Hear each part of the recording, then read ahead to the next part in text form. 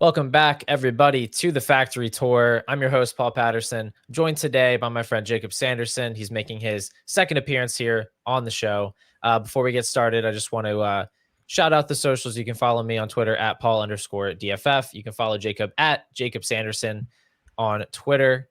You should also check out his Substack, Thinking About Thinking. Highly recommend it. With that out of the way, Jacob, how are you doing tonight? I'm doing good, man. Really, we're kind of in the midway of the season right now, so I feel like we're into the groove, we're into the grind, and I know it's a really fun time, I think, to specifically look at fantasy from a dynasty lens, because I've been writing a lot about these sort of transition point columns. I think I'll have another one this week, and it's like the time that I think you can start to see the picture a little bit clearer of what your teams look like. So it's a really fun time to do content on that.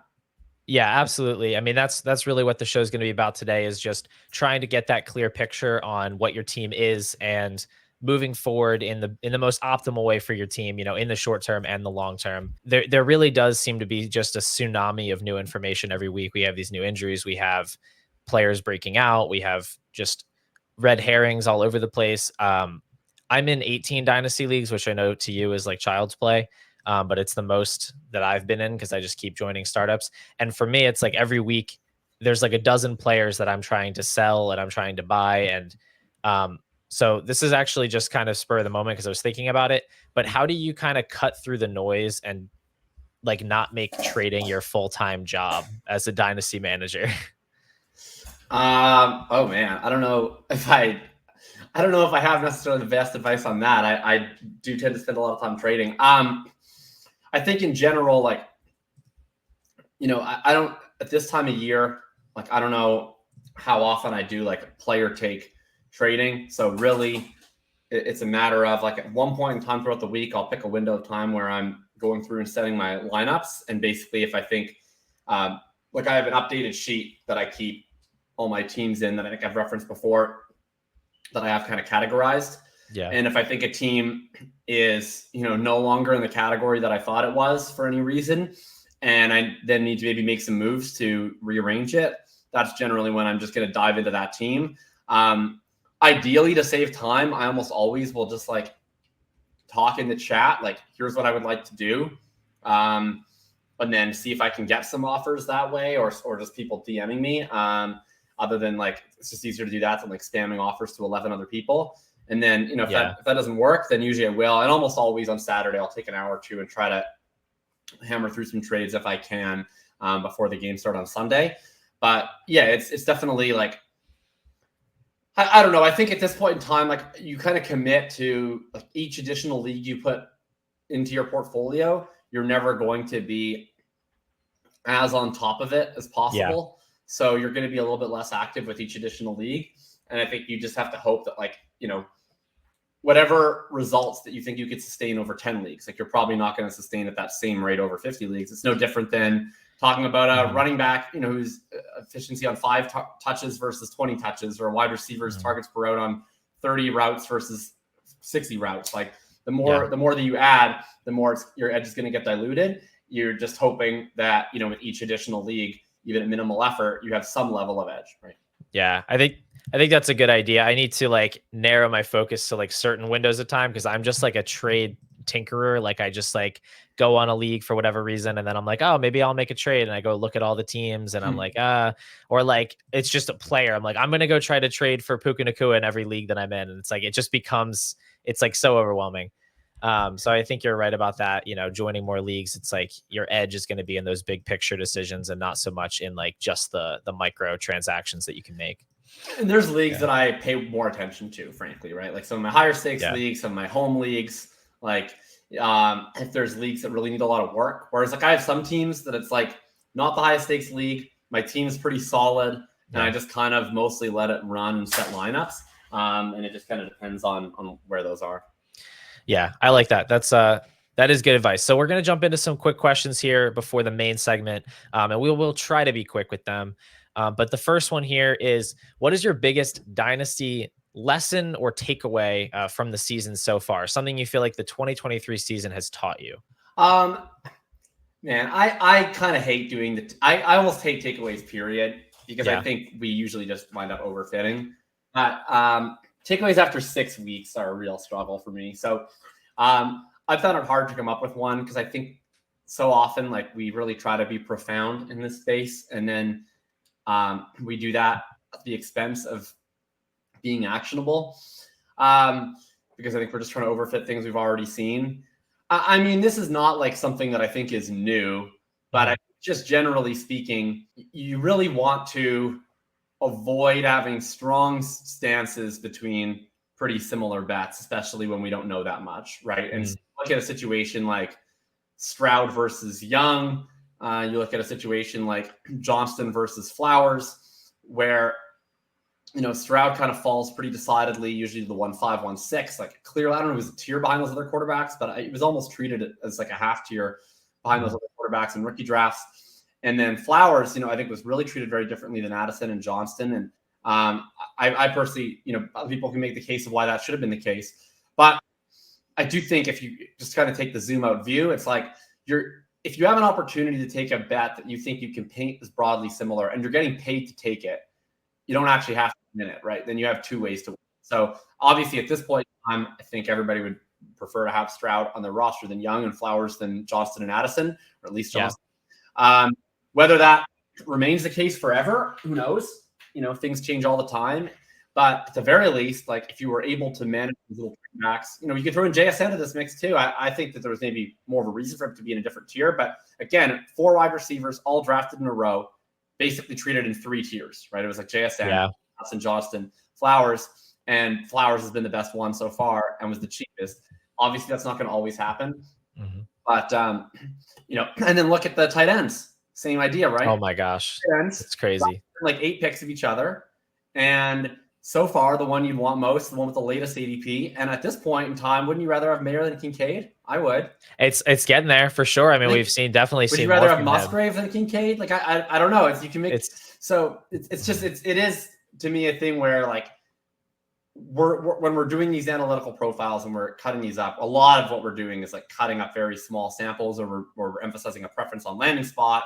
And oftentimes like if you can just get paid off to take a bet that people have deemed slightly worse, like you're going to benefit from that, especially in this class. Look how many good picks there were later where you could have just been clicking names at random from like the late second onwards. And if you just kept fetching extra late 2s and 3s, like you're probably going to hit on some guys eventually by accident. See, that's a great takeaway. So you say you don't like takeaways. I think that's a good takeaway. It's very actionable. Be humble about your takes, I think is the general principle here. And don't be like too set in your ways, even if you think one guy's better than another. Mine, and you can tell me if you think this is overfitting. I genuinely would love to know. But for me, it's just, and this is like a personal lesson, not like this is a new thing in fantasy football, but just to overreact more to breakout players, especially rookies early in the season. Because we're always talking about being patient about the rookies that start out slow, which I think is generally fair, but I don't think we talk about the other side of the spectrum enough, which is it's really difficult to come into the NFL and just be amazing from day one. And when that happens, like I don't think you're going to regret aggressively targeting those players. Like Puka Nacua comes in, gets like 20 targets in week 1. I mean, I should have been buying him in every single league. And I got some shares, before his price really rose, but with him, like Zay Flowers, even, Devin Achane after he had his first legitimate game, like when we see these guys blow up from their first opportunity, it's almost never a mirage. So that's just something I'm trying to be conscious of. I agree with that. I remember preaching that with Garrett Wilson last year too. And especially then coming into this year, I think it was more on my mind. I found it hard. Like I tried, I think to buy pretty early, and I wouldn't say I was, I got a few, but not a ton. Yeah. I totally agree though. I think that, I think patience can be warranted for rookies early that aren't producing, but I totally agree. If someone produced right away, you should go and get them. I think right now, the guys that I would probably try to target from the rookies, we talked about this a little bit on the Full Tilt show last week, but like anyone remaining out there who has flashed legitimate talent upside, but that people wouldn't really want to start yet, to me, those are your buys. Cause like, I don't know how much of a discount you're getting versus next offseason on like an Addison, a Flowers, a Puka, like the guys who can already be in your lineup. And, I totally understand like betting on like a JSN or a Quentin Johnston right now is like, there's a lot of variance both sides for you to win or lose that bet. But betting on like a Marvin Mims or a Rashee Rice right now feels like one of the safer things you can do. The price is going to be higher than it was in rookie drafts, I'm sure, but I almost guarantee you that the price now, barring catastrophic injury, is lower than the price will be in the offseason, because I think we've already seen enough where they're going to have sustained momentum going into the offseason. People are going to paint a rosy picture for them. But the only drawback now is you don't really feel that great starting them in your lineups. I think you just should be willing to go buy high now and just get it over with, get them on your team, and then hope that they become, everyone's starters. If not, I think they'll probably be at the same value they're at now in the offseason at worst. Yeah, I think that's a good call. I can already see the headlines like, will Marvin Mims ever run more than 10 routes in a game? And if he did, then he'd probably be a Hall of Famer or something. But would you rather have, by the way, like the second wide receivers that are doing kind of well? You can also pick and choose between them. But Mims, Dell, Downs, and Rice. I know Dell's early round 3. Right. Those 4 day 2 receivers that have popped a bit. How many of those would you still take Quentin Johnston over today in a Dynasty League? Oh, God. Quentin Johnston. I was having this discussion with some people today, and I thought it was interesting. I would rather have Rice for sure. Agreed. I think I'd rather have all of, maybe not Tank Dell. I think I would, and I think Downs is kind of like a lower upside. Like I feel like I think I would still take Johnston just because I don't think Downs is ever going to have that huge ceiling. So I think I would just take Mims and Rice over him. Yeah, but I'm Mims and Rice for sure. I think I'm not Downs for the same reason that you put out. And I would be like legitimately torn on Dell, but I think I would still be Johnston there. So I think I'm agreeing with you on all. Yeah, it's close. It's kind of like I would consider Dell or Downs, but I feel like I would just rather see if I could get something more exciting for Quentin Johnston. Like I don't feel the need, but I get what you're saying. Yeah, it's happening quick. I mean, it's just hard to make excuses at this point with him. Like Josh Palmer isn't good. Like this is just the whole point was the situation was great. And then Mike Williams is out for the season. And it's like, okay, like we don't get anything for this. Like it's Jalen Reagor part 2. Right. At this point in time, like this would be the last moment, I think, in which there's really any benefit to selling Quentin Johnston this season, where like give it a couple of weeks. And at that point, you're probably just better off holding and hoping for a late season push, or you're just waiting for it's July. Everyone's forgotten how painful it was. There's Mike Williams is cut because he got injured, and people are writing stories about how Quentin Johnston was a raw prospect and he's going to elevate his better understanding of the Sky offense. Moore. It's the Sky Moore effect. Now he knows where to be. Right. It's the Sky Moore. It's the Brian Edwards. So like at this point in time, like I feel like you might still have a couple people in your league, maybe 1 or 2 people in your league who are like really excited about the prospect of buying low on Quentin Johnston and still anchoring his cost versus his draft cost. Yeah. And I would explore potentially selling. I don't think you have to sell, but give it like 2 more weeks. I think that anchoring is gone. And at that point in time, his cost is basically just going to be what it's going to be in the offseason. So you may as well stick it out. Yeah, I definitely think there's going to be a rebound on it no matter what happens sometime next year. Because we saw it with Reagor. He's going to be worth a mid-second at absolute worst. Yeah, so there's no point in selling for less than that. Yeah, I don't have to worry about that because I have 0 shares. But for the unfortunate folks out there that do still have Quentin Johnston, I think that's the right play. Let's move on to the next question here. And I know it's like early victory laps. This probably falls into the same category as takeaways, but it's fun, so we'll just do it. Which of your offseason takes do you think is looking like a big win so far through 6 weeks?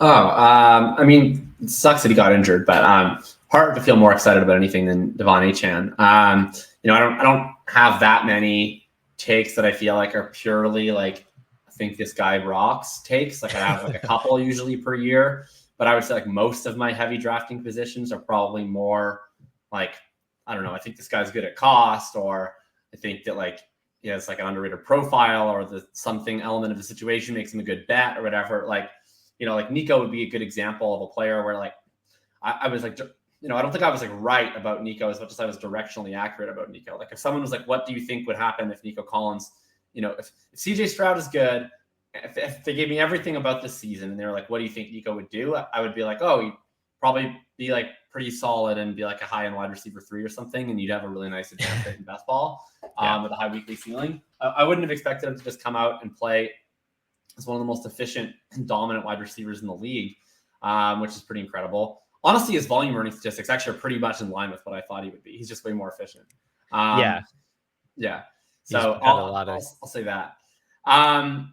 Like I thought he'd be like a 21, 22 to 30 to 35 guy. And I think that's pretty much what he is in terms of target share. But he's been extremely efficient. But Etienne was a guy where I was just, I don't know if he's going to get any opportunities. And I don't really know if anyone's going to ever let him run. But I was like, I'm like quite sure if they did, he'd do really well. And that's been the case. So I almost wish that I leaned into that more. Like I wish that I had more of that willingness to just be like a get your guys guy and go roster him like on every league instead of just like a high percentage of them. But I don't know. I think that I'll probably just never be that type of personality. So it's fun.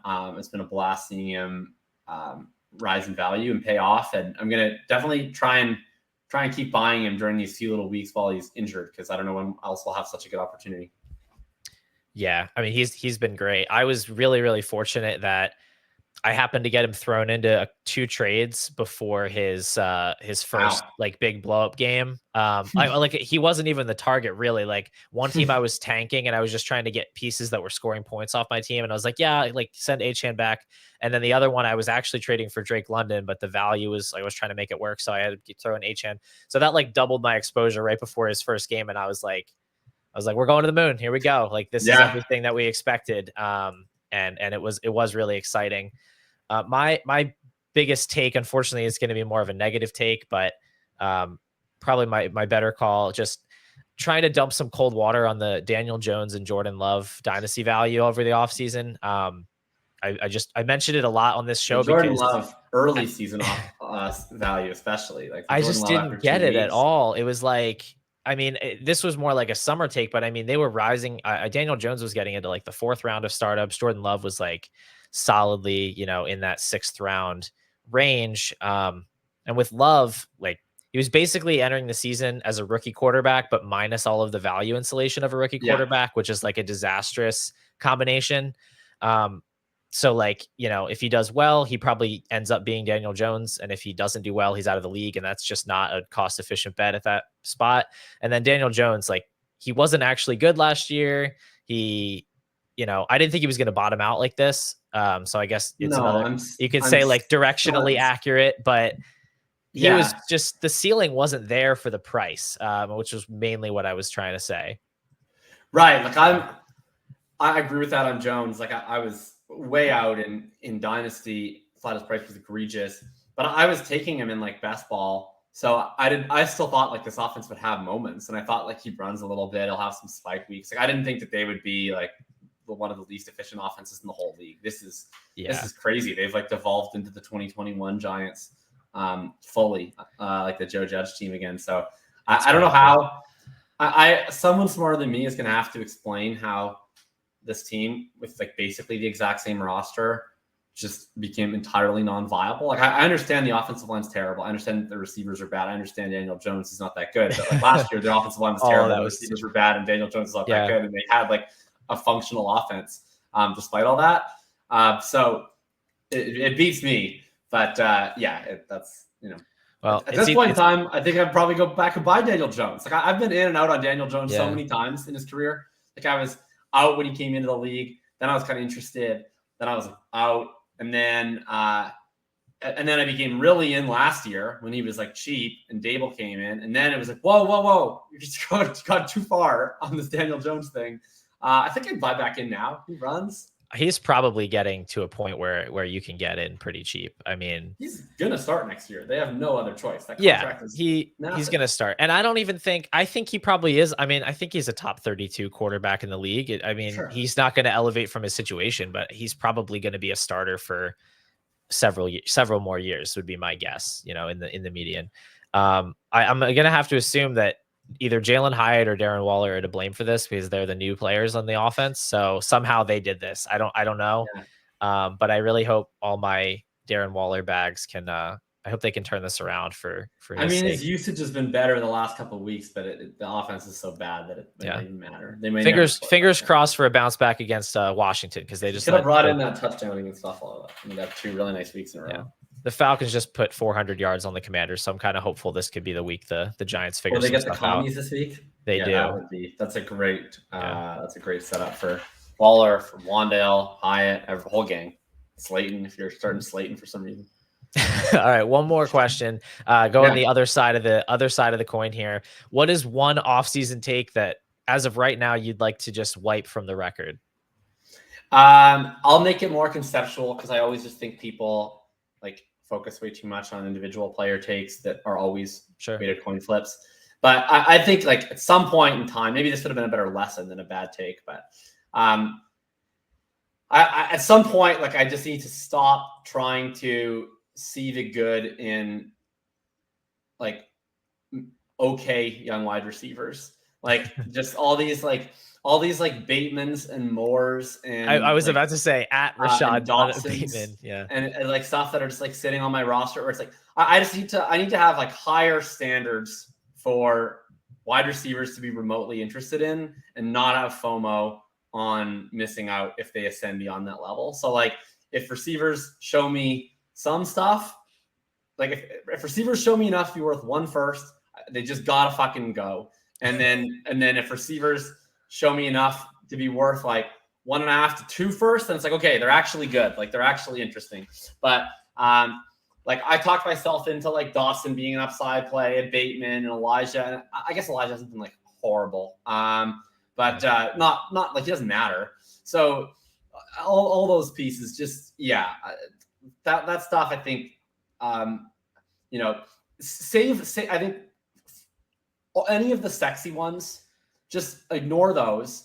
And try to focus on the players that are like young and have shown literally anything, but that the market doesn't see the appeal of. So like the Nico Collins, or like probably Bateman next year, or like, any receiver where it's like, okay, there's like any reason to believe this player is good. They're being drafted in the 13th. Like, cool. That's interesting. Like the market's assuming some level of progression, or in Elijah's case, like regression back positively. It's like, I'm good on that. And just try to focus on, hitting other bets with maybe more projectable upside. So the rule is you never roster any wide receiver in Dynasty that's worth exactly 1 first. You can roster wide receivers that are worth more than 1 first, and you can roster them when they're worth nothing. But if they're worth exactly a first, you have to cash them out for that first and then try again. I think you can roster old receivers that are worth a first. I think I don't know, like who would be an old receiver that was worth exactly a first this offseason? Like I feel like Keenan and Mike were like below that. Yeah, they were definitely below. Hopkins was below. I feel like there aren't that many good. It was kind of like they're on either end of it. Like Adams and Diggs were definitely above. Next year we probably start getting that, right? Like as Adams and Diggs and Cup, like as they're like another year older, probably worth just like exactly 1 first instead of a first and a little bit. A couple years ago they were worth 2. I feel like this year they're worth like a first and a second. Now all the wide receivers that were worth a first were kind of in that like middle eight, like Godwin and like Terry McLaurin, and like those were all the guys that were worth a first. Yeah, and they were worth a first in like a theoretical world that doesn't exist. I don't have one of these for this question because I didn't have any wrong takes. No, I'm going to be real quick here. Mine was really just being in on Trey Lance for too long, preaching the good word of Trey Lance long into late July, early August, and just not reading the writing that was on the wall. I needed to read the tea leaves there. I don't know if there's really a lesson. Like I was into the upside, and the upside blinded me to what was clearly happening. And then I saw he got traded, and I was really excited. And then it was to literally like a terrible spot where he could never play. So I don't know what the takeaway is there. Like I'm always going to try to chase that type of a profile, and it didn't work out. But I guess it's just like weighing the opportunity cost of like, okay, this guy was worth, multiple first round picks. Maybe we shouldn't roll the dice on that type of an asset. Yeah. I mean, I'm biased on the Lance thing because I feel like it kind of like worked out for me this last season. I think at least that the time that he became like a clearly bad bet was like the time at which all of the reasoning for why it eventually worked out the way it did was clearly available to us. but when the price didn't actually reflect that was the most likely outcome. So like, I think like that was basically like February, March, where it was like Purdy got this elbow surgery, and it was like Purdy came in, was clearly great. And prior to him injuring his elbow, the like assumption in the market, and it turns out clearly the correct one, was like probably going to be Purdy's job.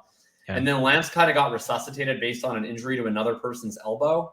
And it was like, then he became like a way more valuable asset. And it's like, realistically, like the bet was always like, if Lance sucks, it fails. And if he's good, it hits. And so we probably shouldn't be shifting someone up like multiple rounds of value based on someone else's elbow getting hurt. Like if he sucks, he still sucks. So that was at the point where I got rid of, I was really overexposed Lance. I dumped almost all my shares in that window. Like that's certainly for losses versus what I paid for them, but like a definitely very manageable losses. Whereas like some of the teams, I think I have maybe 2 shares left of Lance that I like bought originally. Mm-hmm. And I mean that's like the most catastrophic pick you can make for a fantasy team. It's like I think I pick that tanks its entire value. Yeah, it was starting to the beginning of the season was looking like Justin Fields was going to go that way too, but it's been kind of he still might.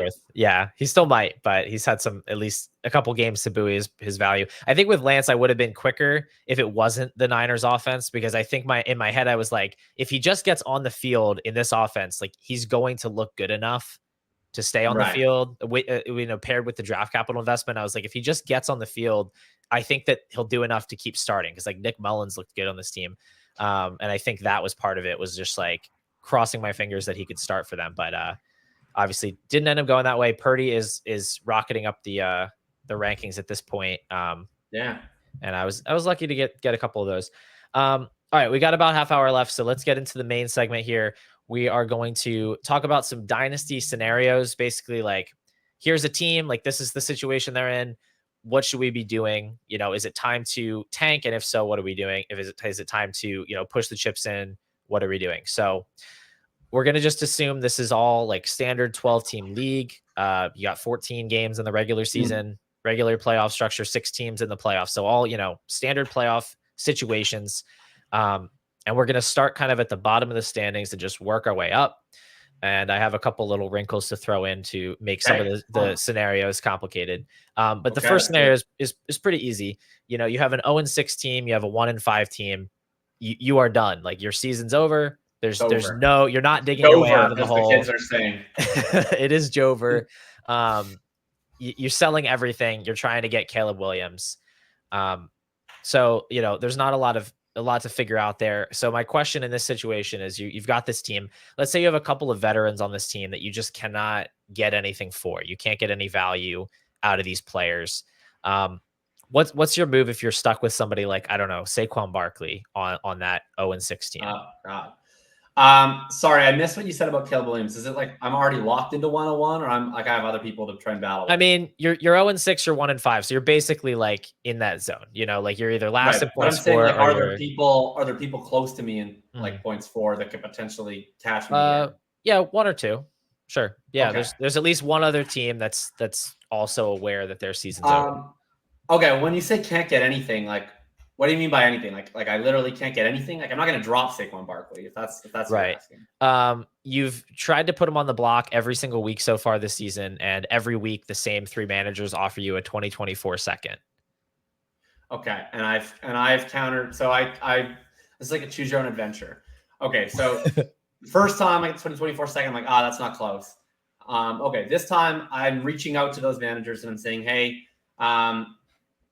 look, I'll sell for a slight discount on my value, but I'm not doing a 2024 second. Can I get your 2025 first and maybe something interesting off of your roster? Yeah, and they say no. And every time you ask for more than a second, you get declined. And I know this happens because it's happening to me in another league with Sam Howell, where I'm trying to just get rid of everything, and it's a bunch of bulletproof people in there, and every time I try to sell Sam Howell, you're not in this one, but they keep trying to send me a second for Sam Howell over and over again.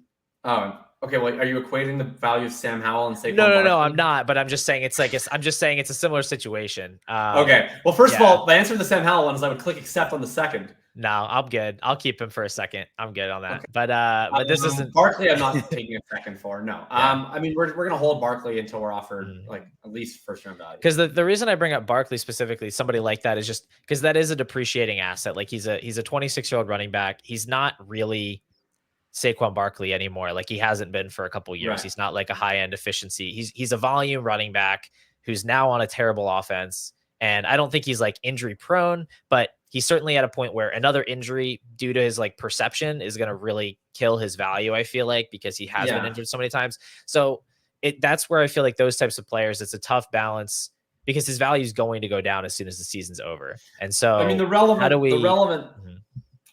value question is what will his right. I mean, this was so for anyone who's listening who read the piece that I wrote on tearing down.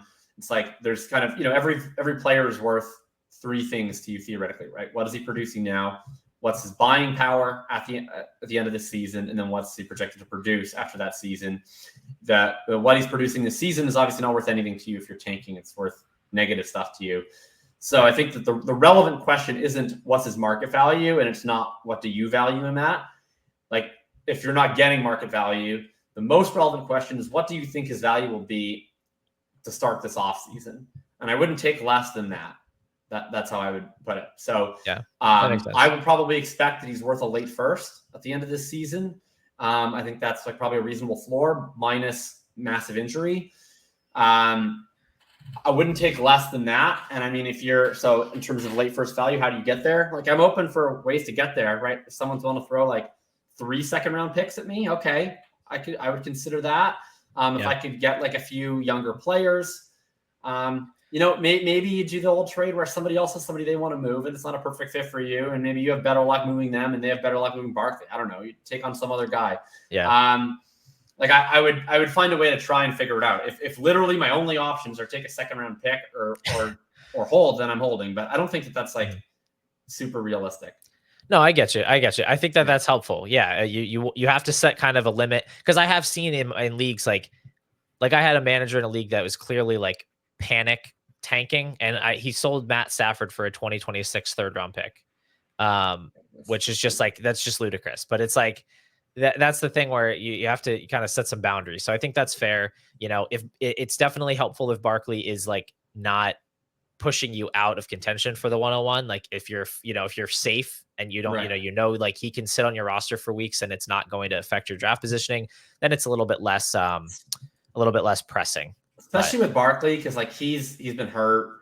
He had to play with Tyrod. Like he's gonna have a game where he looks like where he's producing. Like he's gonna have a 2 touchdown game with 100 yards and 5 catches at some point, and sell him after that game, right? If you can hold out.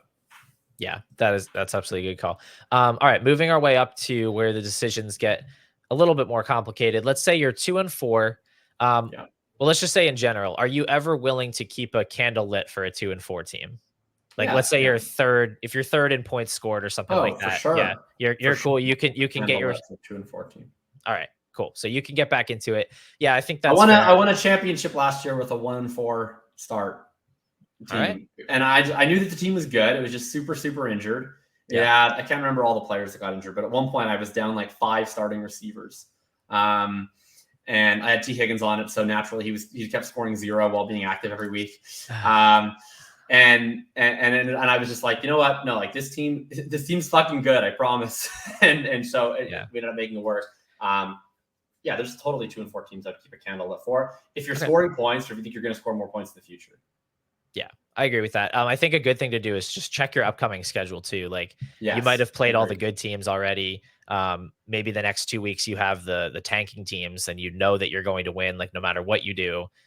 That's a much different situation than you're 2-4 and you play the number 1 seed next week and the number 2 seed the week after that. Cause that's like, then you're in real trouble if you can't pull those games out. So look at your upcoming schedule. I would be willing to, like, I know anything can happen in a 1 week, but like if you have a really rough schedule coming up and you have like a couple guys that are on IR, you either need to like make a couple aggressive trades, not necessarily ones that are going to hurt your value, but like if you have an injured player, you need to go find a way to turn that into an active player, or you need to just shut it down ahead of time because you don't want to, you don't want to wait too long, and you don't want to lose those extra games and then find yourself, behind the 8 ball because you've still been scoring points this whole time, and now you can't get to the bottom of the standing. So that's the part where you tread lightly. All these things too are so context dependent. So like, it's almost impossible to just give like a prescription, because I think you have to look at everything. You have to look at what's your schedule, how good is your team, if it's actually healthy and performing, how likely is it to be healthy and performing anytime soon. How attractive are your main trade assets? How many veterans do you have? Like, do you just have a bunch of young players? If you just have a bunch of young players, like, you might just be okay riding it out anyway. You don't have that many depreciating assets. Do you have your own first round pick, right? And also, like, what are other teams in your league doing? I'm in the league. I forget if you're in this league or not. You might even be. But there was one league where, like, I went into this season with every intention of competing. I had Barkley and Chubb and Jefferson. And Barkley and Chubb obviously go out really early into the season. And then Jefferson goes out in week 5. I was at 2-2 going into that week. And then Jefferson goes out and down to 2-3. I was like, I don't know, right in the middle of the pack in max points for. But I had all my picks. And I was like, you know what? Like, I now have no Jefferson. I have no Chubb all year. I already had to deal with this Barkley. Now I'm 2-3. Like, it's just not happening for me, probably. So best case scenario, like, I have my first. There wasn't really anyone that aggressively tanking in that league. So I think I moved up from like 6th to like 3rd last in max points for just in 1 week. I fully expect I'll at least get 2nd, unless people start making corresponding moves. But like, if you can, a lot of times you can backdoor yourself into a pretty early pick on a late season tank. Like, I had a team last year too in a league where I thought I had a loaded lineup to start the year, and it was just like injury after injury after injury. And it was like week 9 or 10 when I was finally like, okay, I guess it's just not happening. And I sold off a ton of depreciatings. And I think I wound up with like the 103. Because like, if you're aggressive enough about it, the thing is, like, a lot of teams, especially if you're in home leagues, a lot of the bad teams in your home leagues aren't like intentionally bad. They're just shitty managers. Yeah, that's true. Being like really lazy with how they're managing their roster. And so they're not doing anything to maximize their pick value. They just have bad teams. And so their benches are still full. They're still accumulating max points for. They still have a bunch of guys they should probably sell, but they aren't. You know, maybe if someone sent them an offer, but they're not the ones that are doing it proactively. They're just kind of like, oh yeah, this team sucks, I'll ignore it. Like, you can pass these dudes if you cut 10 bench players and trade 6 starters in 1 week. You can start gaining like 80 to 100 max points for on some teams per week, especially if you're in active leagues where you can actually convert a lot of pieces into picks.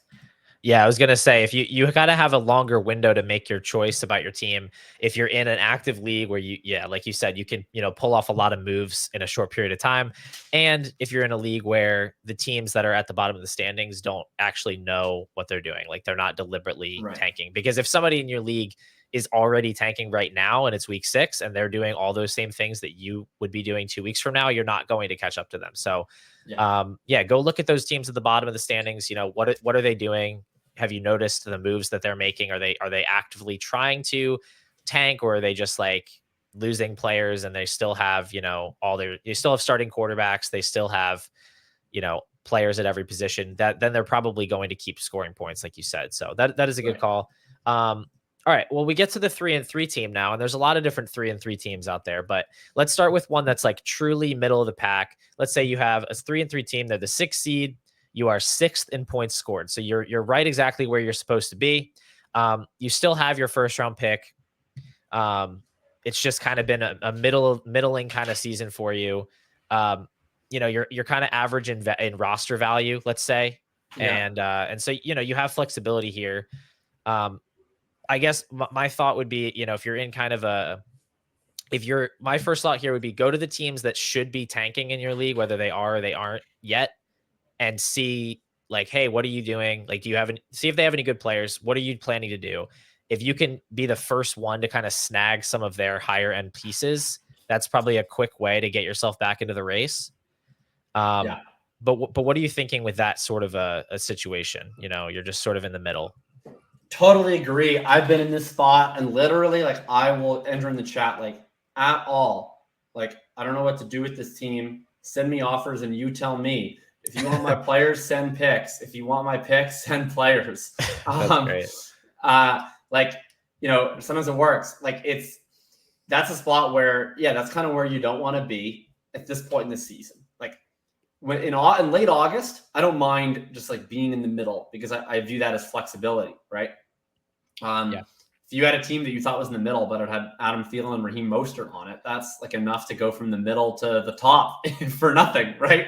Or Puka Nacua or Kyron Williams or like any of these players. So if you're kind of in the middle at the preseason, all it takes is like one or two things to break right for you, and all of a sudden you're at the top. I think that in this case, like my preference would be probably to tank because I don't love putting myself intentionally into low value situations, but like that's assuming that I have to make deals at market value. Your actual best case scenario, you're right, would be going to the tankers, seeing you can get someone cheap. Like if you can get some players that like really boost your point scoring ability and not really actually affect your roster value that much moving forward, that's the best case scenario. But you definitely want to do something. I would not want to be in a spot where like my two most likely options are losing in the first round or holding the 106. Ideally every year you should be trying to either have a higher than average expectancy to win the league or massively improving your roster value. So I think you want to be doing one of those two things in the end goal. And you can just let your league and the offers decide what is the more efficient route. Like, are people overpaying for your guys or are they sending shitty offers? Can you get someone cheap or not? That's actually a good point. That league where I couldn't get anything for Sam Howell. Well, you think I could get a second, that would be fair, whatever. But what I should have done early in the season, I think, is I should have realized what kind of environment I was in, and maybe gone and sent out some offers for a couple more pieces. Because I've honestly had some like pretty big spike weeks in that league where I've been trying to tank because that was kind of my plan. I drafted a bunch of young guys, but some pieces have been overperforming. And looking back on it, like maybe I should have been a little quicker to adjust and maybe try to buy some pieces, just knowing how the league sort of was set up. So I think that's a good point. Like, what are the managers in your league inclined to do? There are some leagues where everybody wants young players and they want to pay a ton for them, and they're always thinking about the future. And then there's other leagues where there's 5 managers that are all trying to win now, and they all have like super stacked teams with no future value on them. And you could tank, set yourself up to be kind of the heir to the throne, in that type of a league. So, all of these keep coming back to the same thing. You need to know your league. You need to know who the other managers are. What are their tendencies? Like, you need to get maybe more psychological with it than you think. If you're on the micro level and you're really trying to figure this stuff out. And these are the teams, these middle of the road teams, these are the ones that need the most of your attention. Like, if you do play in a lot of dynasty leagues, these are the ones that you need to keep going back to and like looking at them and figuring out what is the path, because these are the ones where you're not going to be, if you just stay where you are, you're not going to be accruing a lot of value, and you're not going to win the championship, and you're not putting yourself in a good position for just returning on your investment. So so that's not a good place to be. Let's say you're in that same spot, but you don't have your first round pick. Does that, I guess your first move is like, go see if you can get your first round pick, right? Yeah, I mean, you could, but I probably wouldn't even bother if I'm 3-3. Yeah. Like, I think you don't love, like, the fun of the advantage of tanking is you get to realize the full delta between a base first round pick value and like the 101 or the 102 value. But realistically, like, the second you go to the manager that holds your first, and it's like, can I get that first back? Like, they know what you want to do. Yeah. And so, an unreasonable person will just be like, fuck off. And a reasonable person will probably be like, well, it's worth the 106 to me, but if you get it, it's worth the 102. So why don't we trade for it like it's worth the 104? Right. And that's like, that's usually what I would say in that situation. And if you're that manager, you're like, okay, but now I'm only realizing half the benefit of my tank. So is now that really worth it versus just trying to go and win this year? And then maybe I just tank next year when I already have my first round pick. Like, I'd probably rather just do that at that point. So, I think trading for your own first round pick back, if you've already sold it, is like the kind of thing I would only do if it's like absolute, like if it's borderline Jover and you just kind of have to get the scraps of what's left. Yeah. I got this on the receiving end in another league where like I was tanking. I took over the worst orphan I've ever seen in my life. It had like 0 roster value. And I took over. I was like, this is a full-on 2-year tank. So I started it last year. I went 0-14, secured Bijan. I started this year 0-4. And I got my first ever win in the league against the guy whose first I had to send him to 2-3 on the year. And at that point, originally, actually, he had Richardson. And I was like, hey, can we do like a Stroud for Richardson deal? And he was like, honestly, this team's toast. And I was like, so do you want your first back? he was like, yeah, I do. So we kind of put it together at that point. And I think he made the right choice in doing that. Like I think the writing was on the wall for that team where it was like, you can only throw so much good money after bad. But if you're saying 3-3, 6th in points for, I feel like you just go for broke and you build the low value contender and you trade for some gross players. Yeah. And you just hope that your chip in a chair gets lucky and you just work under the assumption you're tearing it all down. The very next year, you're going to rebuild the value. Yeah. And you don't want to just like, you want to get those cheaper assets and try to like get lucky that way. And you don't want to just overextend yourself and try to go and get, the higher end expensive guys, because then you're going to put yourself in a way bigger hole for what's ultimately like still a pretty lower percentage, pursuit that you're going for there. I'll put it this way. Your first round pick as it stands, right, is worth like the 106, 107. So let's say it's worth 1 first. Yeah. You're probably not getting to 101 in this scenario just because you're already in the middle of the pack. So let's say you're getting to like 102, 103. Yeah. That's to me worth like probably in the 2.5 firsts range. And you're probably having to split that difference with the manager who has your first. So you're probably getting like max like a 0.75 or 1 first value just from tanking, disregarding whatever you get from the trades. Next year, you turn your base first into 101 from the very outset. We're talking about probably a 2 first gap. So that means you're just by choosing next year's tank here instead of this one, you're probably gaining like an extra first of value. That first is now what you have to spend on depreciating old dudes to work out into the same space. So go spend, not literally that first, but go spend that first in roster value on, all the Cooper Cups that your heart can contain. There's your budget. Jacob just took you to the grocery store. He said you could get one thing. You can get one piece of candy at the checkout line. You can spend whatever you want. You can get one. You can get one Cooper Cup. You can get a Mike Evans and a Tyler Lockett and a James Conner. You can spend whatever you want. That's what you have. I love it. All right. Couple more scenarios. Let's say you are in a pretty good spot. You're 4-2. You're the 3 seed. You're second in points scored. But oh no, you just lost Justin Jefferson and Anthony Richardson in the same week. You've got your first, but you're obviously well out of the range for 101. What's the move here? You're not so far ahead that you can just like ride it out, but you're not far enough behind that you can really tank. So you're kind of stuck. Yeah, that's like the toughest spot to be in. At that point, it comes down to a roster value situation. Like if you have a high roster value, I would just sell one of the injured players and just eat it.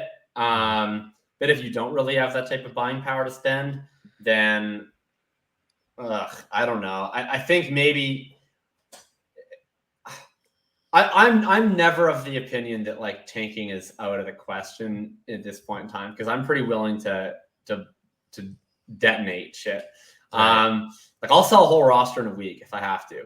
So I'm never saying that's out of the question, but if it's not really feasible, like, you might even just hold, right? It might even just be the option. Like, this isn't a redraft context, but like Gretsch talked about stealing signals a couple of weeks ago, like trading Justin Jefferson away in a redraft context. And it was like, well, you could trade him away, try and get to the playoffs, and then just hope you get lucky. Or you could just hope you get lucky now. Yeah, true. And then if you do get lucky, at least then you have Jefferson in the playoffs. It's like, oh, that could work out. Right? Yeah, you could just sort of wait and see. Maybe you can pull off a couple of wins. I mean, that's another situation where you can go try and buy some of those cheap veterans and see if you can kind of piece it together. You're not losing a lot of roster value doing that, and maybe they can help you scrape 1 or 2 extra wins together so you can get to the playoffs. Basically give up your dream of getting a bye and just, focus on making the playoffs at that point. Like, you're probably not going to get one of the first 2 seeds if you lost those 2 guys. But if you're already 4-2, you're probably going to make the playoffs. And so you just want to put your best team on the field in week 15, not necessarily in week 7. So I think that's fair. All right. Let's say another 4-2 team, other end of the spectrum. You are 4-2. You've just been tearing apart bad teams since the beginning of the season. So you're like 8th or 9th in points scored. You're kind of a fraudulent team at this point, contending. Now, you just said you can sell off in a week and you can tank. So for you, this is probably no problem. You go roll your team up, but also, you're 4-2. It's like, maybe there's something here. You don't want to preemptively throw in the towel. But for the sake of the question here, let's say you're not like stacked on value. It's not like you're 4-2 and you have Breece Hall, Jahmyr Gibbs, and Chris Olave or whatever. Like, you're average in value across the board. You've just gotten kind of lucky to start the year. How would you approach that type of a situation? Yeah, what I would actually do, and I'm doing this in one spot, is it's actually I think it's a creative solution. I had a team that I was trying to tank before the season. Like, it was like a week before the season. I went through all my teams. I was like, what are my 10 lowest value teams? And no matter what pieces they have, I'm going to try and tear them down so that I can make sure that I'm above market on Caleb Williams shares. And this was one of those teams. And at the start, it looked great. I was able to sell McCaffrey. I was able to sell Hill. And then I like took some players back in those deals. I thought I could reflip them, but they were young. I sold some other older players. And then the deals just all dried up. Nobody was willing to offer anything of reasonable value. And I was like, okay, whatever. I'll take it into the season and I'll start tanking. And then a crazy thing happened, which is that I started winning because I had fucking Raheem Mostert on my team. No one would spend a 26th third for 3 weeks. Oh my gosh. Anyway, and so now I'm sitting at 4-2. My team's still not that good, but I'm like, okay, I actually have like 2 extra firsts to play with and some extra seconds in addition to my own that I've kind of netted in these CMC and Hill deals. And so I'm looking at it, I'm like, hey, maybe I just deadline buy with this thing with the extra firsts. But in the meantime, what I did was every player on my bench that I couldn't sell for a third or more that I didn't value, I cut them. So I only have a starting lineup and 2 bench players. So what I'm trying to do is I'm 3rd in total points for, but I'm 3rd last in max points for. So I'm simultaneously trying to make the playoffs, but in the event that I don't make the playoffs, I can get a top 3 pick. You are a mad genius. This is the most innovative thing in the history of fantasy football. You are tanking and contending at the same time. This is insane. It's Schrodinger's fantasy team. It's a creative solution. I'm only rostering the amount of bench players I need to fill a lineup each week, and then just cutting the excess bench so that like I have perfect lineup efficiency every week. So I'm only scoring the absolute necessary points to try and compete. That is incredible. All right, I'm gonna throw you one more quick question because I know we got to get out of here. Yeah, keep it quick. Let's say you're 6-0 right now. What's the number one thing that you should be doing if you're 6-0, other than just, enjoying it? You should look and see how many old producers you have, and you should try and sacrifice one. And that doesn't feel very comfortable because they're probably one of the reasons you're 6-0. But if you have a team that's like Diggs and Cup and Hill and McCaffrey and Kelsey or whatever else, you don't need all those horses. You're getting a bye anyway. You're going to have a chance to win anyway.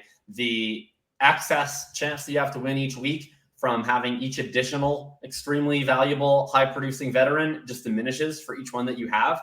Yeah. So, each one is more valuable in a vacuum than they are to you as your 5th veteran. So, at this point in time, you've kind of already done the work to have a really good chance to win this year. Just tune up in 10 weeks and hope things go your way. But you should sacrifice that very minimal downgrade to your chances to win for prolonging your contending window is what I would be looking to do at that point. I think that's a great call. Something to consider if you have a kind of a powerhouse team out there that's being powered by the elderly. All right. This has been a great, but quick show. Thanks, Jacob, for coming on. I really appreciate it. You guys should go and follow him on Twitter at Jakob Sanderson. Go subscribe to his column on Substack, Thinking About Thinking. You can also follow me on Twitter at Paul_DFF. And of course, subscribe to the YouTube channel, follow on Spotify or Apple Podcasts, wherever you're listening to this. I'd really appreciate it. I will see you guys all next week after NFL Week 7.